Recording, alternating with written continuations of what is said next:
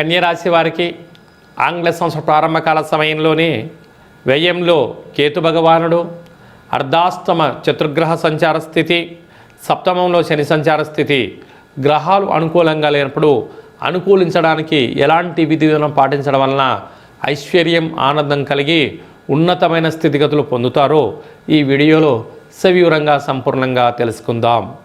కన్యరాశిలో ఏ నక్షత్రాలు వస్తాయనగా ఉత్తరా నక్షత్రంలోని 2, 3, 4 పాదాలు, విశేషమైనటువంటి హస్తా నక్షత్రంలోని 4 పాదాలు, చిత్తా నక్షత్రంలోని 1, 2 పాదాలు కలిపితే కన్యరాశి. రాశాధిపతి బుధ భగవానుడు. వీరికి అర్ధాష్టమ ఆత్మకారకుడు రవి, రాశాధిపతుడు బుధుడు కలిసి ఉండడం వలన ప్రభుత్వ ఉద్యోగ ప్రయత్నం చేసేవారికి చాలా మంచి కాలం. బుధాదిత్య రాజయోగం ఉంది కనుక అక్కడే రుణరోగ శత్రుకారకుడు కుజుడు, కుజదోషము, అక్కడే శుక్రుడు సంచార స్థితి ఉన్నప్పుడు యంత్రాలతో, ఆయుధాలతో, అగ్ని ప్రమాదాలు, జలగండాలు, యంత్రాలతో, ఆయుధాలతో ఇబ్బందులు పొంచి ఉన్నాయి. తస్మాత్ జాగ్రత్త. కోపం తగదు, శాంతం అవసరం. వీలైనంత వరకు మౌనం, ఏకాగ్రత, ఆసనంగా మీరు ఉండగలిగినట్లయితే ఆరోగ్యాన్ని కాపాడుకొని అనవసరమైన ఖర్చులు తగ్గించుకుంటారు.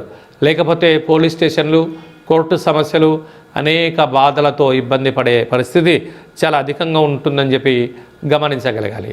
6వ స్థానంలో రాహు సంచారం చేయడం వల్ల బంధువులకు, మిత్రులకు, స్నేహితులకు దయచేసి అప్పులు ఇవ్వద్దు, అప్పులు తెచ్చుకోవద్దు. సప్తమంలో శని సంచార స్థితి ఉండడం వల్ల ప్రేమికుల మధ్య విభేదాలు, భార్యాభర్తల మధ్య ఆటంకాలు ఉండే పరిస్థితి చాలా అధికంగా ఉంది. రాజ్యస్థానంలో గురు సంచార స్థితి ఉండడం వల్ల వృత్తులలో, ఉద్యోగాల్లో, వ్యాపారంలో పెనుమార్పు సంభవించబోతుంది. ప్రమోషన్స్, గృహమార్పు, అలాగనే ఒక ప్రాంతం నుంచి ఒక ప్రాంతానికి ట్రాన్స్ఫర్ అయ్యే పరిస్థితి అధికంగా ఉంటుంది.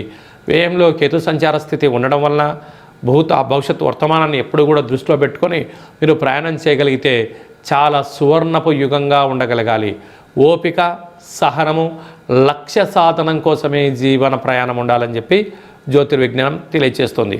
అదే కాకుండా ఈ పచ్చళ్ళు, ఆహార ఉత్పత్తులు, ఆహార సప్లై చేసేటువంటి వారందరూ, మార్కెటింగ్ రంగంలో ఉండబడిన వారు, సెల్ఫ్ ఎంప్లాయ్మెంటు, రాజకీయ వేత్తలకు, ప్రజలకు మధ్యలోగా ఉండబడిన వారు, రియల్ ఎస్టేట్ వ్యాపారస్తులకు చాలా జాగ్రత్తగా ఉండాలని చెప్పి జ్యోతిర్విజ్ఞానం తెలియజేస్తుంది.